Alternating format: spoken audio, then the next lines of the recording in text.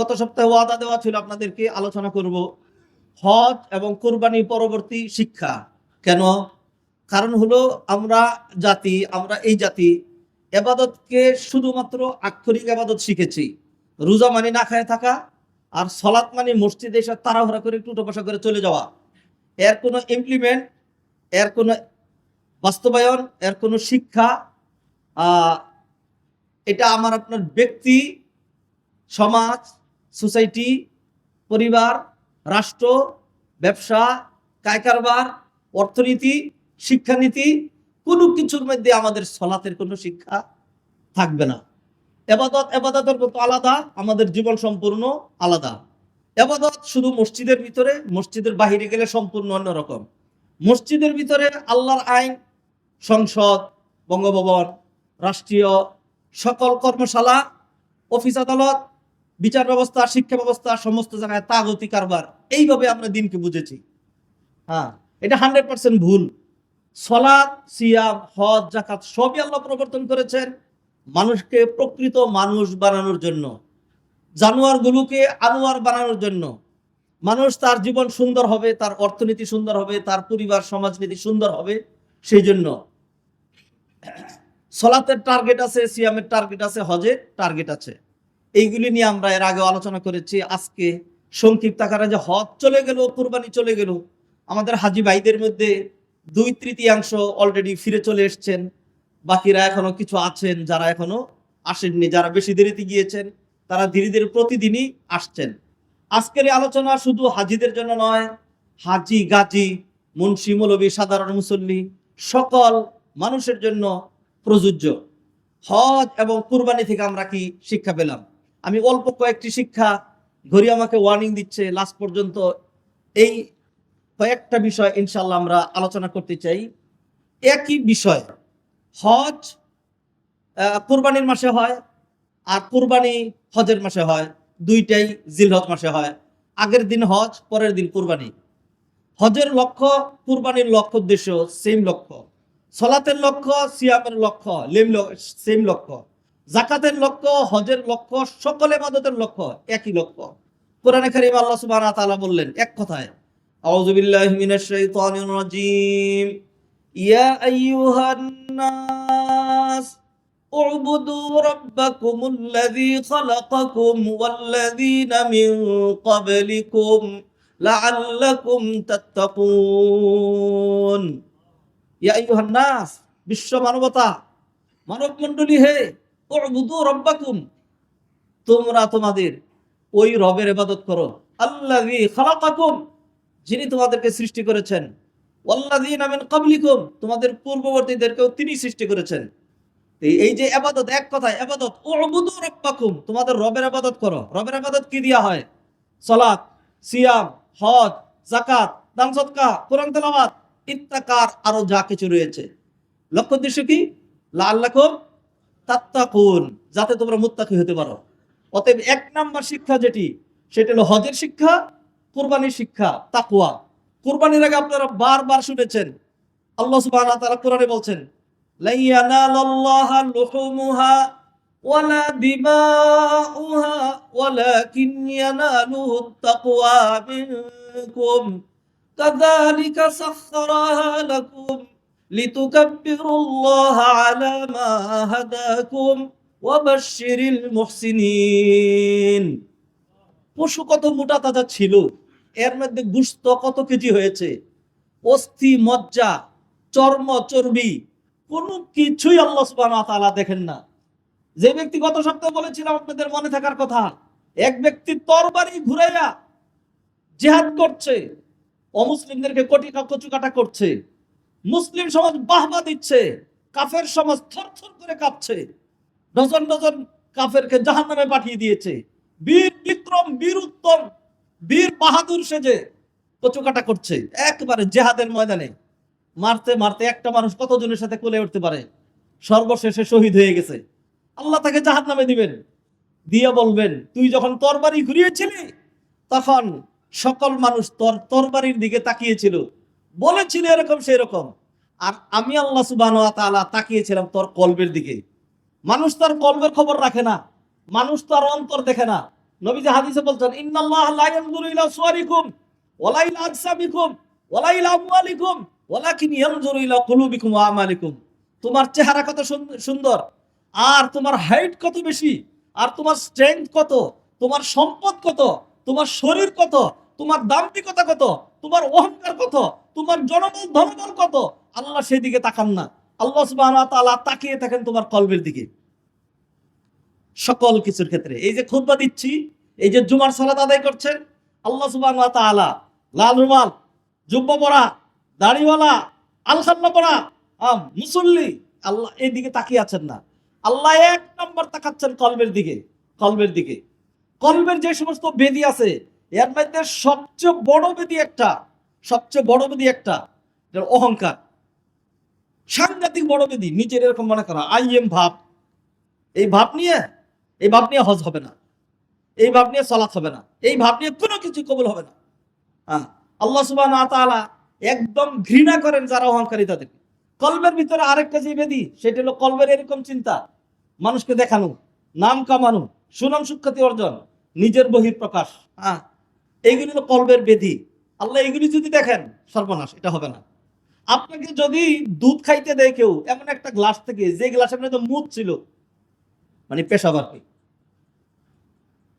যে গ্লাসের মধ্যে পেশাব ছিল, অথবা যে গ্লাসের মধ্যে কেরোসিন ছিল, অথবা কি বলে টিকটিকি, তেলাপোকা, এগুলির পায়খানা ছিল, মাকড়সার জাল ছিল, ধুলাবালু ছিল, না ধুয়ে এটার মধ্যে দুধ ডালছে, এখন আপনারা খাইতে দিছে, খাবেন তো? দুধ তো আরবে দুধ খুব ভালো জিনিস, খান না কেন? খাবেন না, সমস্যা কোথায়?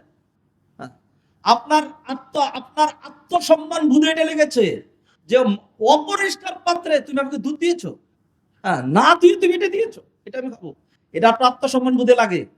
আর আপনি এমন একটা আবাদত আল্লাহকে নিবেদন করছেন, যে আবাদতের মধ্যে ওইখানে আপনার মাংস টার্গেট, বট গাছও টার্গেট, পীর সাহেবও টার্গেট, মাজারও টার্গেট, বাজারও টার্গেট, দুনিয়া টার্গেট, দেখানি টার্গেট, শুনানি টার্গেট। নবীজি সাল্লাল্লাহু আলাইহি ওয়াসাল্লাম হাদিসে বলছেন, হাদিসটা হাদিসে কুদসি, কুদসি মানে আল্লাহর ভাষা। আল্লাহ বলছেন, আনা আগনা শুরাকা ইয়ানি শিরক মান আমিলা আমালান আশরাকা ফীহি মাইয়া গায়রি তারাকতু ওয়া শিরকা। আমি শিরকের বহু ঊর্ধ্বে। কেউ যদি এমন আমল করে যে আমলের মধ্যে আমি আল্লাহর সাথে অন্য কাউকে আংশিক শরীক করে, তারাকতুহু ওয়া শিরকাহু, আমি তার ওই আমলও বর্জন করি আর আমি তাকেও বর্জন করি। নাউযুবিল্লাহি মিন যালিক, ইন্না লিল্লাহি ওয়া ইন্না ইলাইহি রাজিউন। হাদারানা মাজলিস, সেই জন্য কুরবানির লক্ষ্য, হজের লক্ষ্য একটাই লক্ষ্য, সেটা কি? সেটা হলো বান্দার কলবের ভিতরে তাকওয়ার সমাবেশ ঘটানো। তাকওয়ার হাজারো সংখ্যা বিশ্লেষণ বহুবার আলোচনা করেছি, সংক্ষিপ্ত কথা বলবো। তাকওয়া মানে হলো এমন এমন এক ক্যালকুলেশন, এমন এক মানসিকতার নাম, এমন এক চিন্তা চেতনার নাম, যে কোনো কাজ করার সময় কেন করব? আল্লাহ বলেছেন, নবীজি বলেছেন, শরিয়া এলাও করেছে, এই কাজ আমার উপর ফরজ, এই কাজ আমার জন্য ভালো, সমাজের জন্য, সোসাইটির জন্য, রাষ্ট্রের জন্য, মানবতার জন্য হিতকর, অতএব কাজটা করব। এই কাজটা কেন করব না? আল্লাহ নিষেধ করেছেন, নবীজি নিষেধ করেছেন, কোরআন হাদিসে নট পারমিটেড। সমাজের জন্য, মানবতার জন্য, সোসাইটির জন্য, আমার জন্য, পরিবারের জন্য, দুনিয়ার জন্য, আখিরাতের জন্য ক্ষতিকর, অতএব এই কাজ আমি করতে পারি না। এই মানসিকতার নাম তাকওয়া। এই মানসিকতার সাংঘাতিক অভাব, এবং বিশেষ করে আমরা এমন এক স্বেচ্ছার মার্কা জাতি, আল্লাহ মাফ করুক বলার জন্য, এই জাতির সবচেয়ে বড় সমস্যা হলো হারামখুরি। এই জাতির যে যেখানে আছে সেখানে হারামখোর। যে জাতি নিজের জন্য ক্ষতি করে, আল্লাহ এই জাতির জন্য উত্থানের পথ দেখিয়ে দেন।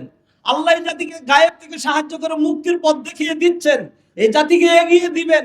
সৌদিদের মতো, কুয়েতিদের মতো, আরবদের মতো, সিঙ্গাপুরের মতো, মালয়েশিয়ার মতো, চায়নার মতো, চতুর্দিকে সারা বিশ্ব বহুদূর এগিয়ে গিয়েছে।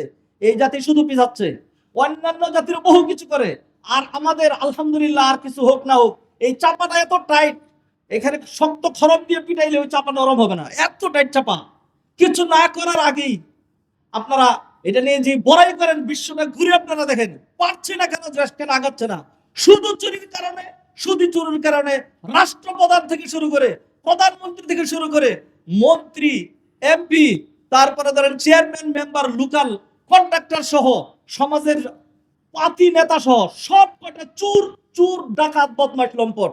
যেই কারণে রাষ্ট্র সমাজ সোসাইটি আমাদের জাতির সামনে এগোতে পারছে না। হ্যাঁ, অতএব হাদিরানে মজলিস, সম্মানিত ভাই ও বোনেরা, যে কোনো কাজ করার আগে যদি আপনার মাথায় এই চিন্তা না আসে, আপনি খামাখাই সালাত আদায় করেছেন, খামাখাই হজ করেছেন। আপনি 3 বার হজ করলেন, হারাম করি ছাড়েন না। প্রতিদিন নামাজ পড়েন, হারাম করি ছাড়েন না। তাইলে আপনি কি সালাত শিখেছেন? আপনি স্ট্রাকচারাল সালাত শিখেছেন, স্ট্রাকচারাল হজ শিখেছেন। আল্লাহ আপনাকে টাকা দিয়েছে, সেই জন্য টাকা দিয়ে হজ করেছেন। হজের টার্গেট কি ছিল? নাম্বার 1, আল্লাহকে ভয় করা, যেটা সকল ইবাদতের মূল টার্গেট, তাকওয়া। তাহলে আপনি যদি এইটাই করতে ব্যর্থ হন, কামাইটাই যদি আপনার হারাম হয়, আপনার সালাত কবুল হবে না, দোয়া কবুল হবে না, হজ কবুল হবে না, ইবাদত কবুলই হবে না, ইবাদত কবুলই হয় না। নতুবা প্রতি বছর এত মানুষ হজ করে আসে, এত ভালো লাগে জানেন। যখন যখন তোয়াফ করি দেখি বাংলা একজন দোয়া করছেন, যখন সাইতে যাই দেখি আমার কালারের আরেকজন, মিনা, মুজদালিফা, আরাফা সমস্ত জায়গায় বাঙালি বাঙালি বাঙালি বাঙালি। একবারে দেখার মতো, সারা বিশ্বের মধ্যে দেখার মতো এটা, যে যারা হজ করতে গিয়েছেন বাংলাদেশি বাংলাদেশি বাংলাদেশি। আলহামদুলিল্লাহ, সত্যিই খুব ভালো লাগে, সত্যিই খুব ভালো লাগে। অনেক বাংলাদেশি, প্রচুর বাংলাদেশি, প্রচুর বাংলাদেশি। বিশেষ করে শুরুর দিকে বাংলাদেশি ছাড়া কেউ ছিলই না। কারণ হলো 47-48 দিন নিয়ে হজ করতে যাওয়া, এটা বাংলাদেশি জাতি ছাড়া বিশ্বের আর কোনো জাতি আসেই না। হ্যাঁ, কারণ ওই জাতির কাজ কাম আছে তো। হ্যাঁ, এই জাতি হইলো কত নিজেদের ক্ষতি করা যাবে। হ্যাঁ, একটা হজ করার জন্য 48 দিন দরকার নাই, কিন্তু যেতে হবে বাংলাদেশ বিমানেই, যেতে হবে সৌদিয়াতেই, এর বাইরে অন্য কোনো ফ্লাইটে যাওয়া যাবে না। আর এরাও ওইখানে হাতে রেখে, অতএব বাধ্যতামূলক প্যাকেজ, 47 দিনের প্যাকেজ, 48 দিনের প্যাকেজ এটা করছে। তো মাশাআল্লাহ, গিয়ে দেখি তোয়াফ সাইয়ের মধ্যে বাংলাদেশি ছাড়া আর কেউ নাই। আলহামদুলিল্লাহ, ভালো। এইবার নাউজুবিল্লাহ বলেন, এত মানুষ যে হজ করে আসলো, সেই হজের বহিঃপ্রকাশ, সেই হজের শিক্ষা প্রতি বছর তো হাজির হয়ে আসছে। আমার ফ্যামিলির মধ্যে যদি আমার বিন্দুমাত্র প্রভাব না থাকে, অথচ আমি একজন বড়লোক মানুষ, হজ তো আর সাধারণ মানুষ করে না, বড়লোকেরা করে। আমার কোনো শিক্ষা দীক্ষা অথবা সমাজের মধ্যে বিন্দুমাত্র কোনো প্রভাব নাই, হজ করে আসলাম। অমুক অফিস প্রধান, তারপরে শিল্পপতি, পুঁজিপতি, তাহলে কি হজটা করে আসলেন? ওই যে আমাদের সমস্যা যেটা বলছি, হারাম মাল দিয়ে যখন তিনি হজ করেছেন, হজই তো হয় নাই। তাইলে উনি আবার নিষ্পাপ হয়ে আসবেন, ওনার আবার বহিঃপ্রকাশ ঘটবে। যদি দেখা যায় কোনো ব্যক্তি হজ করে আসছে, হাসান বসরি কি বললেন? যদি দেখা যায় আইয়ার জিআ আনিল হাসানিল বসরি ক্বালা আনিল হাজ্জিল মাবরুর ফাকালা আন তাউদা জাহিদান ফিদ দুনিয়া রাগিবান ফিল আখিরাহ। যদি অবস্থা এরকম হয় যে আগে দুনিয়ার প্রতি তার যেরকম আগ্রহ ছিল, হজ করে আসার পরে সে আগ্রহ কমে গিয়েছে, আখিরাতের প্রতি তার যে চেষ্টা সাধনা আগ্রহ ছিল, চিন্তা ভাবনা ছিল, এটা বহুত গুণে বেড়ে গিয়েছে। হ্যাঁ, আগে মসজিদে জামাতের 2 মিনিট আগে যেতেন, এখন 5 মিনিট আগে যান। আগে 2 ওয়াক্ত সালাত জামাতে পড়তেন, এখন 5 ওয়াক্ত সালাত জামাতে পড়েন। যদি অবস্থা এরকম হয়, তাইলে বুঝতে হবে যে হজ কাজে লেগেছে, হজ কাজে লেগেছে। আর না হয় কি বুঝতে হবে, ওই রুগীর মতো অবস্থা, যে রুগীর অবস্থা কি ভালো, কিরকম ভালো, আগে বাইরে গিয়ে পেশাব পায়খানা করতো, এখন ঘরেই করে, বিছনাতেই করে। তাহলে কতটুকুন ভালো বুঝাই যাচ্ছে। তাইলে যেই লোক হজের আগে তার হারামখুরির যে অবস্থা ছিল, হজের পরেও যদি তার ব্যবসা বাণিজ্য, কায় কারবার, রেসপন্সিবিলিটি, মাসউলিয়াত, তার অ্যাক্টিভিটিস যদি ওই আগের মতো অথবা তার চাইতে জঘন্য হয়, তাইলে হজ্জে উনি কোন মার্কা হজ করেছেন এটা তো বুঝাই গেছে। মার্কা কি? মার্কা হারাম মার্কা হজ করেছেন তিনি হারাম মার্কা দিয়ে হজ করেছেন, হারাম মাল দিয়ে হজ করেছেন।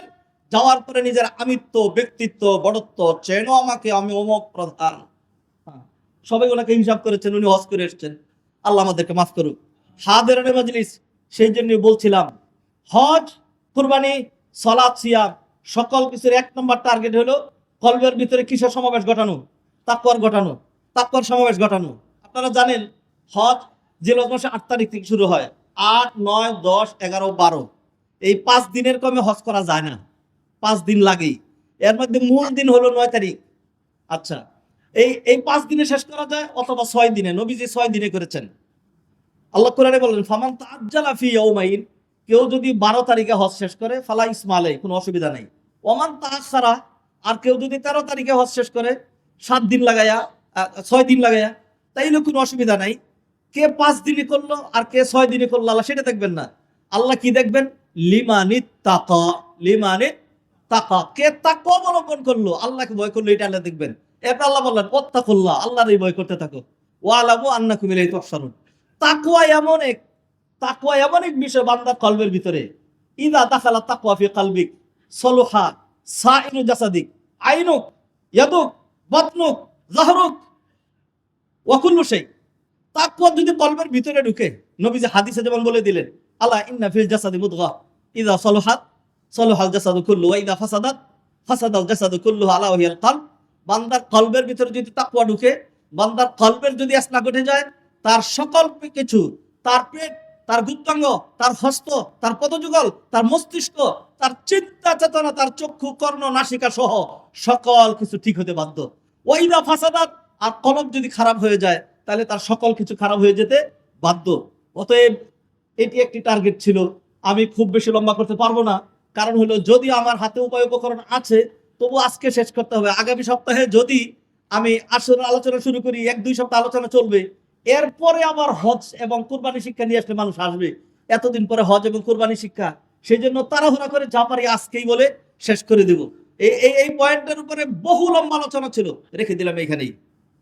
2 নম্বর যেটি শিক্ষা, সেটা হলো মানুষকে প্রকৃত অর্থে মুসলিম বানানো। মানুষকে প্রকৃত অর্থে কি বানানো? মুসলিম বানানো। আমি ইউনিভার্সিটির ক্লাসে একটা চ্যাপ্টার পড়াই, সাবজেক্টের একটা চ্যাপ্টার, ইসলাম। What is Islam? হ্যাঁ, তা আমি জিজ্ঞেস করি ছাত্রদেরকে, স্টুডেন্টদেরকে, are you Muslim? Are you Muslim? হিন্দু স্টুডেন্টও থাকে। হ্যাঁ, are you Muslim? Yes sir, I Muslim. হ্যাঁ, তো do you know what does mean Islam? ইসলাম মানে কি?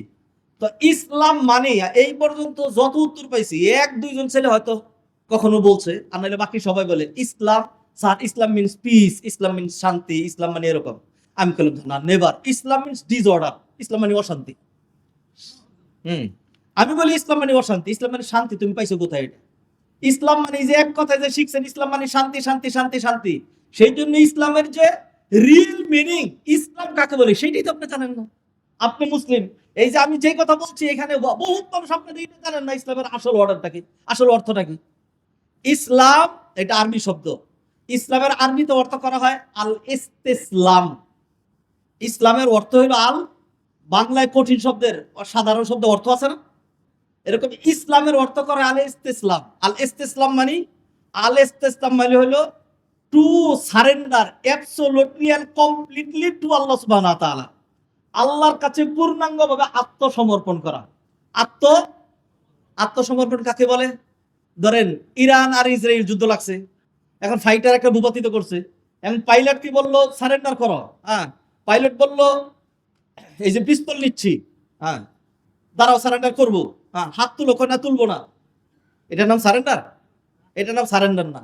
যেহেতু সারেন্ডার করবে না, পিস্তল হাতে নিচ্ছে, হাত তুলছে না, তখন বুঝবে যে এটা তো গাউরা, ওরা সুযোগ দেওয়া যাবে না, তাইলে সাথে সাথে যা তোরে শেষ, যাও বাঁচায় রাখতাম, বাঁচায় রাখা গেল না। মানুষ এত ধৈর্য ধারণ করে না। হ্যাঁ, আমরা এমন এক ইসলাম গ্রহণ করেছি, হ্যাঁ এমন ভাবে ইসলাম গ্রহণ করি। আল্লাহ বললেন যে ইসলাম মানে হলো, আমি বলছি তোর পর্দা করা লাগবে। হ্যাঁ, সে বললো কেন, আমার চেহারা কি কম সুন্দর, আমি এটা ডেকে রাখবো কেন? হ্যাঁ, আল্লাহ বললেন 5 ওয়াক্ত নামাজ পড়তে হবে, মসজিদে যেতে হবে। কেন, আমার ব্যবসা বাণিজ্য হচ্ছে না, আমার পেট নাই, পিট নাই, আমার সমাজ নাই, সোসাইটি নাই, আমার অর্থনীতি নাই, খালি মসজিদে আমার সাথে মোল্লাদের মতো খায় কোনো কাম নাই। This is the reality of our society. হ্যাঁ, অথচ এইগুলি মানে ইসলাম ছিল। আমার আপনার ইসলাম মানে কি? সারেন্ডার করো না, করবো না। হ্যাঁ, অস্ত্র ফেলে দাও না, ফেলবো না। এটা হলো ইসলাম। আল্লাহ সুবহানাহু ওয়া তাআলা ঠুস করে আকাশ থেকে পাথরের বৃষ্টি বর্ষণ করে ধ্বংস করে দিচ্ছেন না এই জন্য যে মানুষের ধৈর্য কম, আল্লাহর ধৈর্য বেশি। যেহেতু তিনি সবুর, সেই জন্য তিনি একটা লিমিটেড পিরিয়ড পর্যন্ত আল্লাহ সুবহানাহু ওয়া তাআলা সময় দিচ্ছেন। যাবি কোথায়? নাটাই আমার হাতে, পলায়ন করার কোনো সুযোগ নেই। হ্যাঁ, আর যদি পারস তাহলে চলে যা, চলে গেলেও আমার কোনো অসুবিধা নেই। আল্লাহ ডাক দিয়ে বললেন, ইয়া মাশারাল জিন্নি ওয়াল ইনসি ইন ইসতাতাতুম আন তানফুযু মিন আকতারিস সামাওয়াতি ওয়াল আরদি ফানফুযু লা তানফুযুনা ইল্লা বিসুলতান ফাবিআইয়ি আলাই রাব্বিকুমা তুকাযযিবান। ও জিন ইনসান, যদি আমি আল্লাহর বিধিবিধান মজা না লাগে, যদি আত্মসমর্পণ করতে না চাও, যদি শক্তি প্রদর্শন করতে চাও, পৃথিবীর ভিতরে থেকে, আকাশের ভিতরে থেকে পারবা না, তাহলে আকাশ ভেদ করে অন্য কোথাও চলে যাও। যদি পারো তাহলে তোমাকে ছেড়ে দেওয়া হবে। লা তানফুযুনা ইল্লা বিসুলতান। আকাশের বাউন্ডারি ভেদ করে বাহিরে চলে যাওয়ার জন্য যেই শক্তি দরকার সেই শক্তি তোমার নাই, যাইতে পারবে না। অতএব যেহেতু পারবে না, সারেন্ডার করো। ধরেন আমাকে যদি এখন সেনাবাহিনী ধরে, বাংলাদেশ সেনাবাহিনী, তখন সমস্ত সেনাবাহিনী, পুলিশ, বিডিআর, এদের সাথে আমি একাই মারামারি করে জিতে যাব, ঠিক না? হ্যাঁ, তাইলে কি করতে হবে? যেহেতু পারবো না, তাইলে আমার কি করা দরকার? সারেন্ডার করলাম। আমরা অনেকেই, বিশেষ করে বাংলাদেশে, সরকারের মানতে ইচ্ছা করে না, সরকারের বিধিবিধান মানতে ইচ্ছা করে না। মানে কেন? যেহেতু এর উল্টা আমি পারি না, যদি পারতাম তাইলে তো একটা কিছু গোটাই দিতাম। তাইলে আপনি যদি নাই পারেন, আল্লাহ শক্তির সাথে কুলে উঠতে না পারেন, তাহলে কি করা দরকার? সারেন্ডার করা দরকার, আত্মসমর্পণ করা দরকার। এই যে যা বলছি, এইগুলো হলো meaning of Islam. Meaning of Islam পুরোপুরি কমপ্লিটলি আল্লাহর কাছে সারেন্ডার। হোয়াই, হাউ, এই ধরনের এনি কোয়েশ্চেন, কোন রকম প্রশ্ন ছাড়া, উইদাউট চু চেরা, ফার্সিতে বলে চু চেরা, ইংলিশে বলে হোয়াই, হাউ, কেমনে, কেন, আমি কেন এটা করবো, আমাকে কেন এটা করা লাগবে, টাকা কামাই করতে অনেক জাতা লাগে, 40 ভাগের একবার কেন জাকাত দিতে হবে, বললেই খালি হইলো নাকি? কথা বুঝেন না, মেনে নেয় না। অনেকে আবার এইভাবে বলে না, ভিতরে ভিতরে এমনি জ্বলে, এরকম করে জ্বলে। তো অসুবিধা নাই, তোমার যে জ্বলতাছে কোথায় জ্বলে, হ্যাঁ, এটা আল্লাহ জানেন নাকি জানেন না? জানেন। এই জন্য ইমানের মূলটা হলো কলবের মধ্যে। অনেকে বলে আমি তো বলি নাই, খালি মনে মনে এরকম করছিলাম। আল্লাহ তোমার ওইটার জন্য ধরবে। তো মনের যে আমল সেটার জন্য ধরবে না, মনের যে বিশ্বাস সেটার জন্য ধরবে। আবার বলে দিচ্ছি, মনে মনে কেউ যদি চিন্তা করে যে আমি একটা জিনা করবো, ব্যভিচার করবো, হ্যাঁ, এটার জন্য জিনার গুনাহ লেখা হবে না। যতক্ষণ না করবে ততক্ষণ পাকড়াও হবে না। কিন্তু মনে মনে যে বিশ্বাস, মনের যে আকীদা, মনে মনে মনে করলো যে মনে হয় সব ধর্মই ঠিক, মনে মনে ভাবছে, আর মুখ দিয়ে বলে নাই, খালাস, হ্যাজ গন অ্যাওয়ে, একেবারে আউট অফ ইসলাম, ইসলামের বাইরে চলে গিয়েছে। হ্যাঁ, সকল ধর্ম সমান। সকল ধর্ম কি? ওইটার আপনার সুন্দর পরিভাষা দিচ্ছেন একটা, ধর্ম নিরপেক্ষতাবাদ। ধর্ম নিরপেক্ষতাবাদ মানে কোন ধর্মের পক্ষে আমি না। অর্থ কি করবেন আপনি? হ্যাঁ, যদি অন্যরকম অর্থ করেন, হ্যাঁ, একজনে বললো যে এটা কি লাইট, না এটা কি ফ্যান, তখন বললো যে না এটা হয় নাই, তো না, আমি ফ্যান মানি লাইট বলছি আর কি। ফ্যান মানি লাইট, এটা কি? লোহা। লোহা নাই না কাঠ, আমার লোহা মানি কাঠ আর কি। এই ধরনের যদি মানে বলে কি যাওয়ার সময় আসি, হ্যাঁ, আসেন, যাচ্ছেন। আচ্ছা, যাই হোক, এই ধরনের ভ্রান্ত ব্যাখ্যা যদি দেন তাহলে সেটা আলাদা। মনের ভিতরের যে আকীদা, বিশ্বাস, ওইটাই মূল। কোন মানুষ যদি অবস্থা এরকম হয় যে দুনিয়ার কোন মানুষ জানে না সে মুসলিম ছিল, কিন্তু তার মনে প্রাণে এইটা একেবারে বদ্ধমূল ধারণা ছিল যে আল্লাহ একমাত্র ইলাহ। আমাদের সমাজের লোকজন যে দুর্গা, সরস্বতী, কালী এগুলি পূজা করছে, এগুলি বাতিল, নিজ হাতে বানানো, মুসলমানরা যেটা বলে ওইটাই ঠিক। এমন এক সোসাইটিতে আছি, না বলতে পারছি না সইতে পারছি। আমি মনে মনে বিশ্বাস করি এগুলি ভ্রান্ত, আল্লাহ হক। হ্যাঁ, এবং নবী মোহাম্মদ সাল্লাল্লাহু আলাইহি ওয়াসাল্লাম, তারা যে নবীকে মানে মুসলমানরা, এটাই সত্য। কিন্তু কি করব, এমন এক বংশে, এমন এক পরিবারে জন্ম, পারলাম না। মনে মনে যদি তার এই বদ্ধমূল ধারণা নিয়ে সে মারা যায়, তাইলে সে কোনো না কোনো দিন জান্নাতে যাবে। আর কোন ব্যক্তি যদি মুখে দাড়ি নিয়ে, গায়ে জুব্বা নিয়ে, মাঝে মধ্যে নামাজ পড়েও আকীদার মধ্যে ঝামেলা নিয়ে মারা যায়, হ্যাঁ, তার বিশ্বাসের মধ্যে ঝামেলা থাকে, এবং তার জানাজা যদি বাইতুল মুকাররম মসজিদের লক্ষ মানুষ করে দেয়, তবু সে জাহান্নামে যাবে, জান্নাতে যেতে পারবে না।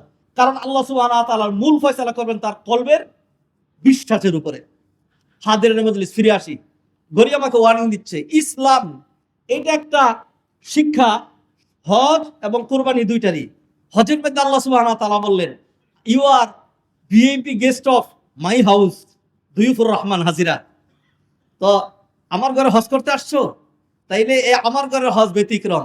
সেটার জন্য তোমাকে আগেই বাংলাদেশ থেকে, ইন্দোনেশিয়া থেকে, জাপান থেকে, সেইখান থেকে যখন আসবা, তখনই তোমার গোলাম সাজতে হবে, তখনই আমার বিধান মানতে হবে, তোমার দামি পোশাক সব খুলে ফেলতে হবে। ফ্লাইটে উঠবা, ফ্লাইটে উঠার সব মানুষ টাই, হাইফাই, এরকম সেরকম একটা ভাব, আই এম যাত্রী অফ ফ্লাইট। তো বুঝেন নাই, ফ্লাইটে যাচ্ছি, ফার্স্ট ক্লাস, বিজনেস ক্লাস, হ্যাঁ, এরকম একটা কি ভাব মানুষের, সেন্ট লাগাইয়া কি ভাব, এরকম করে মানুষ যায়। আল্লাহ বলছে জি না, বাসাদন হজ করতে আসবে আল্লাহর ভিআইপি গেস্ট হিসাবে, বেটা লুঙ্গি খুল, গেঞ্জি খুল, জাঙ্গিয়া পর্যন্ত খুল, আন্ডারওয়্যার খুল, সমস্ত পোশাক, টুপি, রুমাল, কিচ্ছু না, সেরা পোশাক পর, পইরা জুতাও পরতে পারবি না, হ্যাঁ, কোন রকম পা যাতে ক্ষত বিক্ষত না হয় সেই জন্য একজোড়া চপ্পল পায়ে দিয়া গোলাম শাস্তে শাস্তে খালি বলতে বলতে লব্বাইক আল্লাহুম্মা লব্বাইক, আল্লাহ সব্বাত সব্বাত সব্বাত, কোনো দরকারে নেই।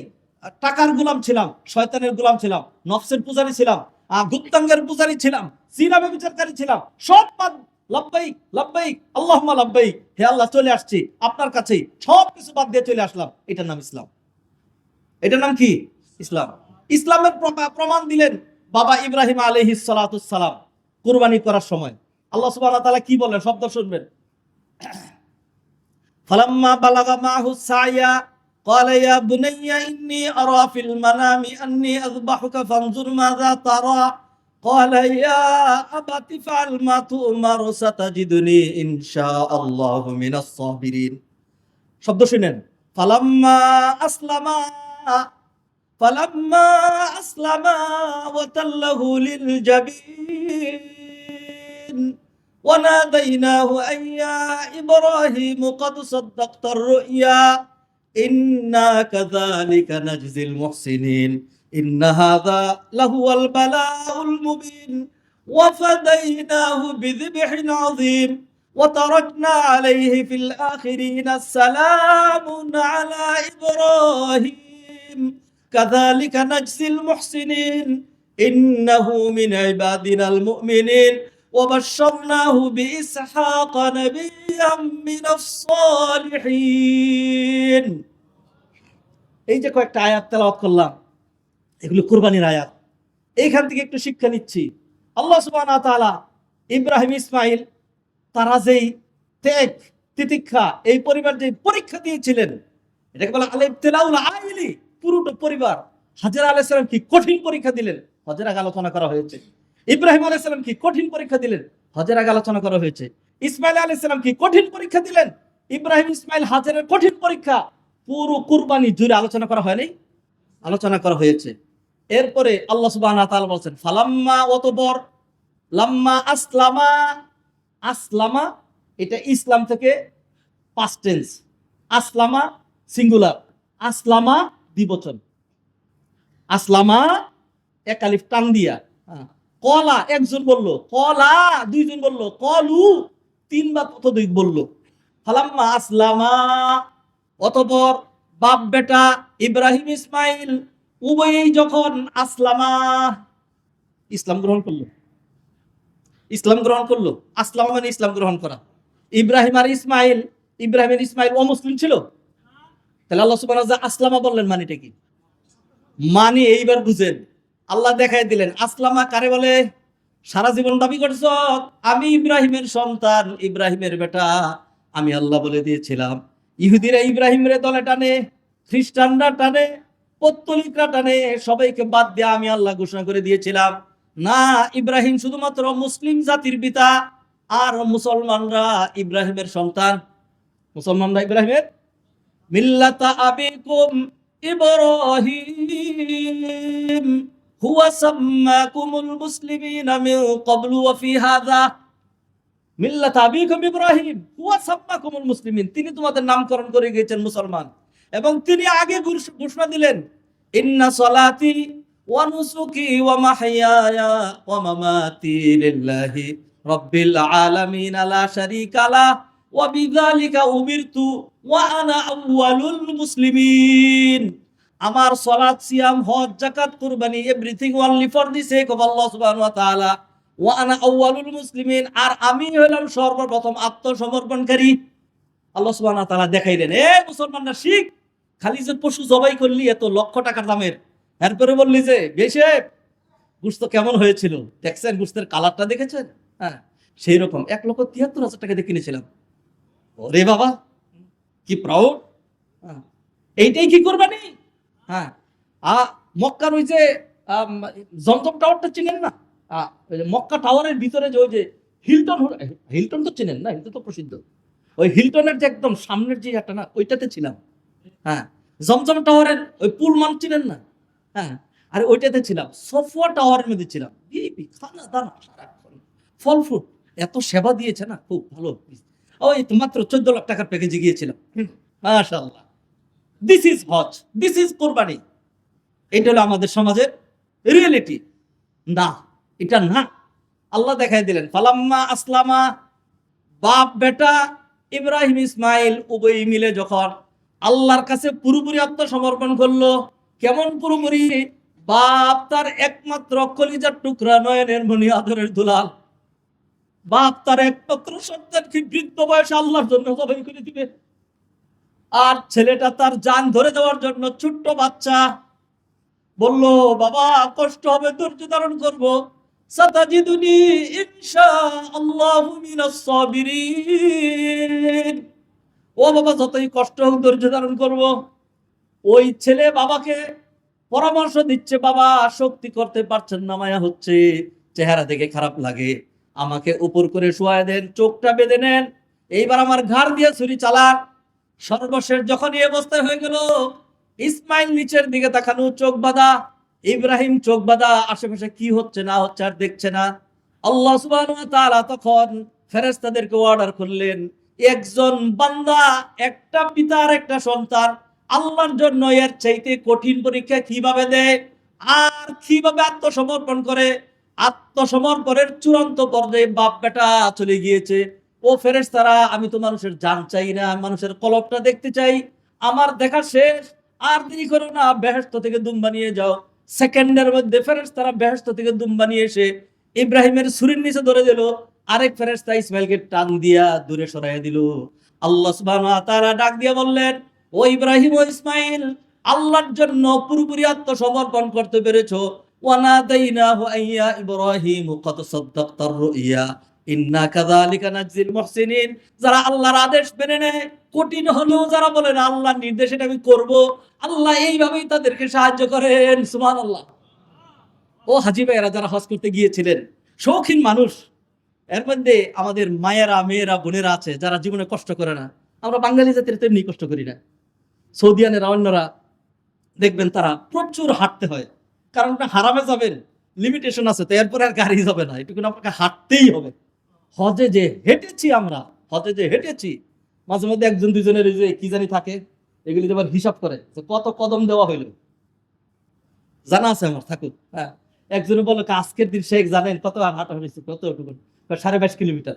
হ্যাঁ, আরেকজন বলে আপনার 22.5 কিলোমিটার, আমি 27 কিলোমিটার হাঁটছি আজকের দিনে। হ্যাঁ, কারণ তোয়াফ, সাই, মক্কায় যাওয়া, মক্কায় আসা, আবার গাড়িতে ওঠা, আবার মিনা থেকে হাইটা আজিজে যাওয়া, আজিজে হাইটা আবার এখানে আসা, এই হাঁটতে হাঁটতে ঘুরতে ঘুরতে ঘুরতে ঘুরতে ঘুরতে ঘুরতে আর কোনো কাম নাই, এত কষ্ট করে। আল্লাহু আকবার। আমার ভাইয়েরা, আল্লাহ সুবহানাহু ওয়া তাআলা শিখাইলেন, আল্লাহ সুবহানাহু ওয়া তাআলা শিখাইলেন এত কষ্টের কাজ। অনেকে বলে যে খুব গরম, তা আমি বলি আপনি তো দেখেন নাই, কম্পেয়ার করার মতো সুযোগ হয় নাই। এইবার যে গরমটা ছিল, যে বের হইলে মনে হইতো যে ফোরনের ভিতরে দিছে আগুন। আমি বলি এটা কিছুই না, এর আগের 16, 17, 18, 19 এইগুলিতে যে গরম ছিল, সেই গরমের তুলনায় এটা ঠান্ডা।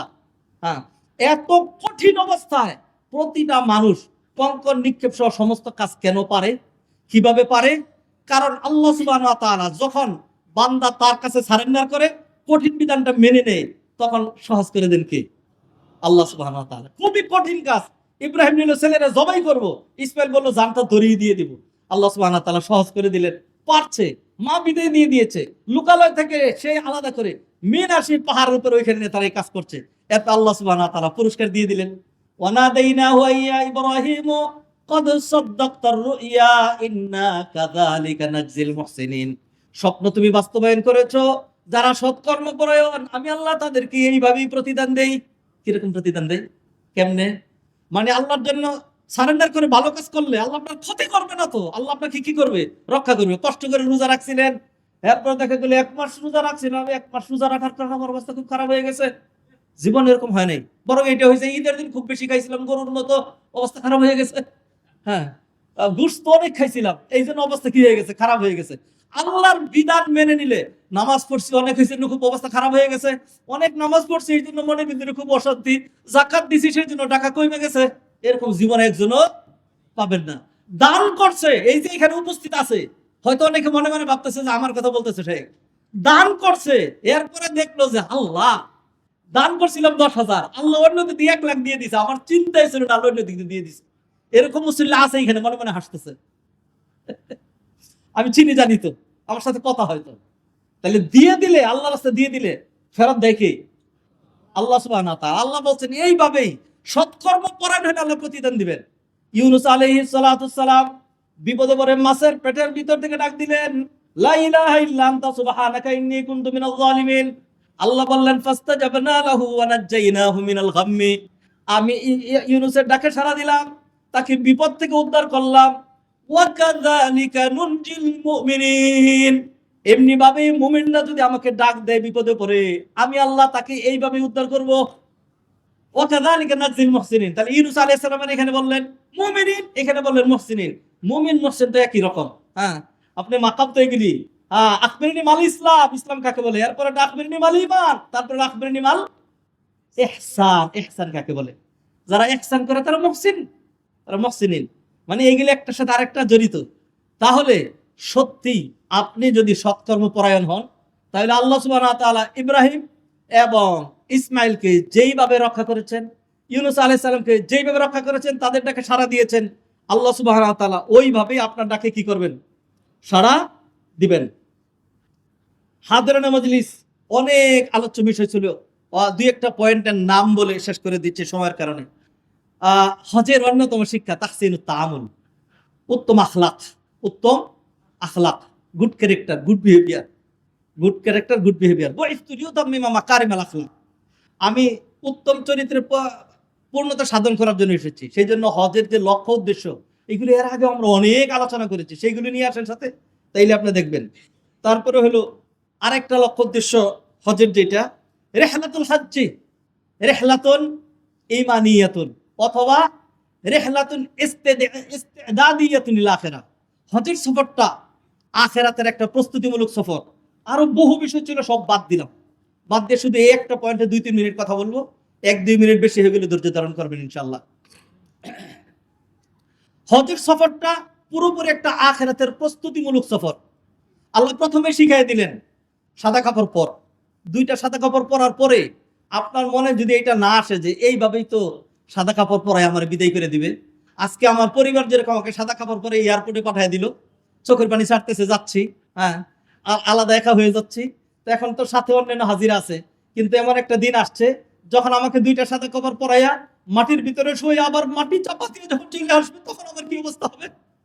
এইটা যদি কেউ চিন্তা করেন, তাইলে তিনি হইলেন বিবেকবান হাজি, তিনি হইলেন আনোয়ার হাজি। আর কেউ যদি এইটা চিন্তা না করেন, এই কাপড় পরে সেরকম হাই ফাই করে মাশাআল্লাহ হজে যাচ্ছি, I am going to perform my হজ, এ বাবা, এরকম যদি হয়, চিন্তা, ক্যালকুলেশন, ভাবনা কোনো কিছুই আসলো না, তাহলে তিনি আনোয়ার নন। এইভাবেই তাহলে এইটা একটা শিক্ষা আপনার। এরপরে সময়ের কারণে সংকুচিত করতে হচ্ছে। বারবার শুধু আল্লাহর দরবারে ধর্ণা দেওয়া, লব্বাইক আল্লাহুম্মা লব্বাইক, লব্বাইক লা শারীকা লাক লব্বাইক, এগুলি আল্লাহর কথা মনে করে, আল্লাহর কথা মনে করে করেই আল্লাহ সুবহানাহু ওয়া তাআলা নবীজিকে বললেন, ইযা জাআ নাসরুল্লাহি ওয়াল ফাতহু ওয়া রাআইতান নাসা ইয়াদখুলুনা ফি দীনিল্লাহি আফওয়াজা ফাসাব্বিহ বিহামদি রাব্বিকা ওয়াস্তাগফিরহু ইন্নাহু কানা তাওয়াবা। যাওয়ার সময় হয়ে গেছে, বেশি বেশি ইস্তেগফার করেন।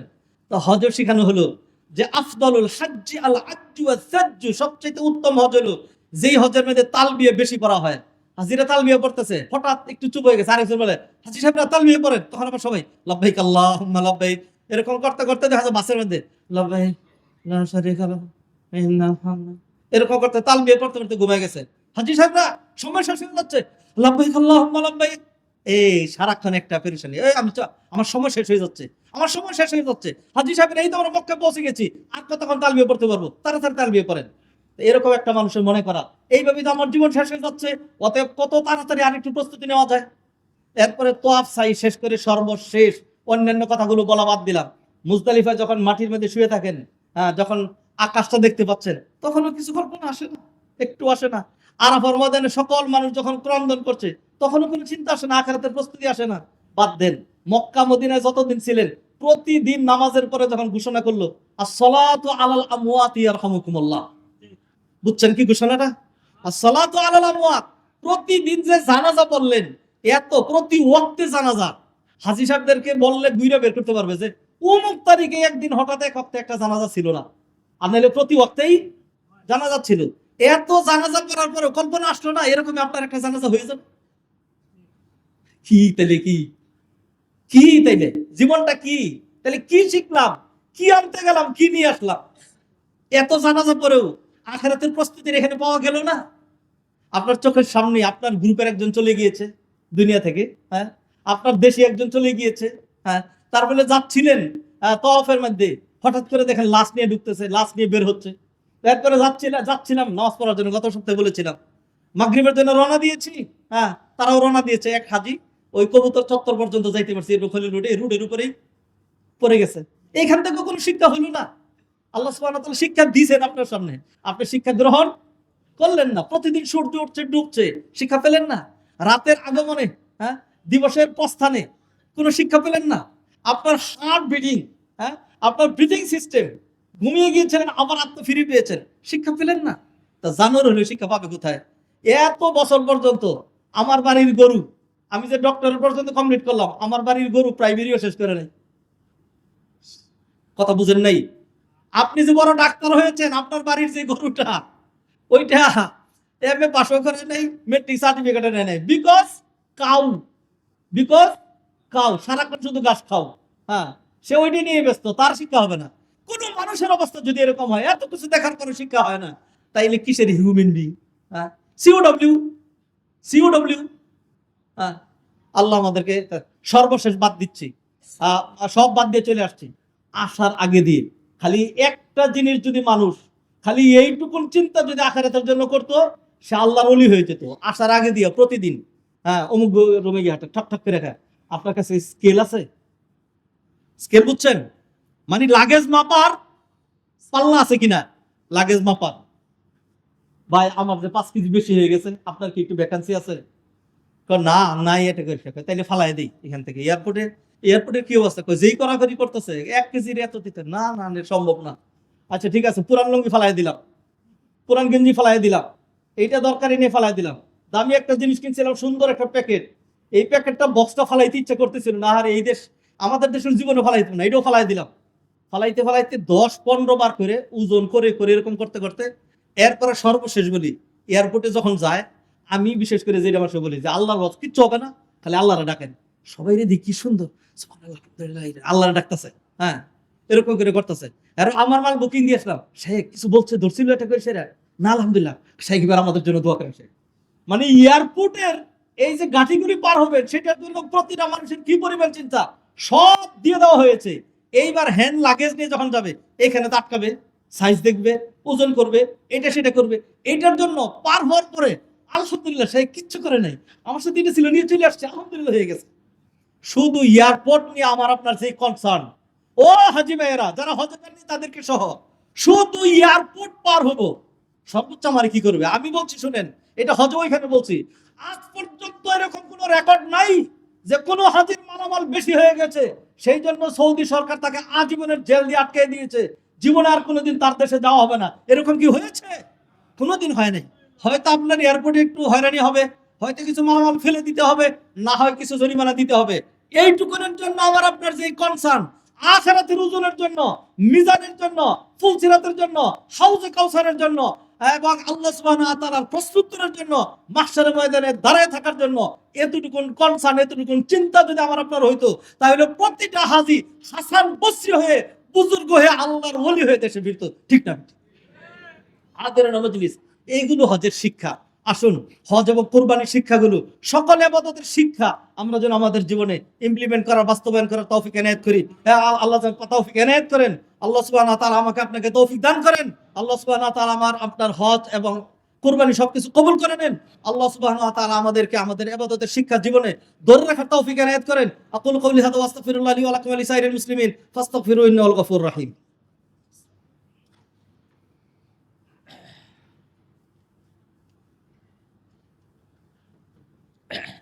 আলহামদুলিল্লাহ ওয়াহদাহু ওয়াসসালাতু ওয়াসসালামু আলা মান লা নাবিয়্যা বা'দা। আইয়ুহাল ইখওয়াতুল আফাদিল, লা শাক্কা আন্না আল্লাহ সুবহানাহু ওয়া তাআলা খালাকানা লিআজলিল ইবাদা। ক্বালা তাআলা ওয়া মা খালাকতুল জিন্না ওয়াল ইনসা ইল্লা লিয়াবুদুন। আল্লাহু সুবহানাহু ওয়া তাআলা বা'আসানা ইলা হাযিহিদ দুনিয়া লিআজালিন মুসাম্মা, কামা ক্বালা তাআলা ওয়া লাকুম ফিল আরদি মুস্তাকাররুন ওয়া মাতাউন ইলা হিন। ফাহা নাহনু ফিল ইয়াউমিল আউওয়াল মিনাল মুহররম মিন সানাতা 1447 হাকাযা ইয়ামুররু আইয়ামুনা ওয়া হাকাযা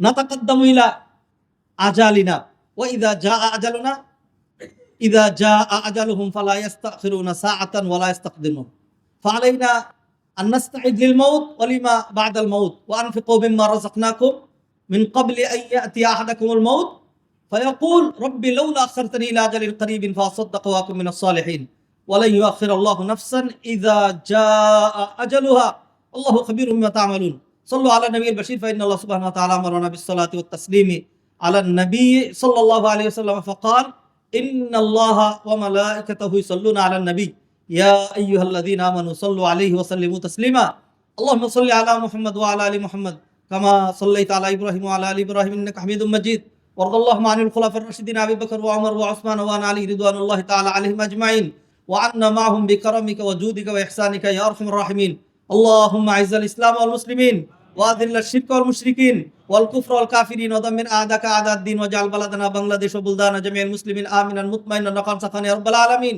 نسألك اللهم من الخير كله ونعوذ بك اللهم من الشر كله اللهم آت نفوسنا تقواها وزكها أنت خير من زكاها أنت وليها مولاها سبحانك لا علم لنا إلا ما علمتنا إنك أنت العليم الحكيم حسبنا الله ونعم الوكيل نعم المولى ونعم النصير اللهم آت نفوسنا تقواها وزكها أنت خير من زكاها أنت وليها مولاها ونفوض أمورنا إلى الله إن الله بصير بالعباد اللهم أصلح لنا شأننا كله মাবুদ মাওলা আমার আপনার অনেক সন্তানেরা ইন্টারমিডিয়েট এবং আলিম পরীক্ষা দিচ্ছে মাবুদ মাওলা দয়াময় মেহেরবান আল্লাহ তাদের দায় দায়িত্ব আপনার কাছে দিচ্ছি রব্বুল আলামিন তাদেরকে দুনিয়া এবং আখিরাতের পরীক্ষা আপনি সফলতা দান করুন রব্বুল আলামিন যারা পরীক্ষা দিচ্ছে তাদের পরীক্ষা সহজ করুন যারা পরীক্ষা দিচ্ছে তাদেরকে সৎ এবং যোগ্য নাগরিক হিসেবে গঠন করে দেন রব্বুল আলামিন মেহেরবানি করে আপনি আমাদের জাতির জন্য সারা বিশ্বের মুসলমানদের জন্য কল্যাণের ফয়সালা করেন রব্বানা তাকাব্বাল মিন্না ইন্নাকা আনতাস সামিউল আলিম ওয়া তুব আলাইনা ইন্নাকা আনতাত তাওয়াবুর রহিম বিরহমাতিকা ইয়া আরহামার রাহিমিন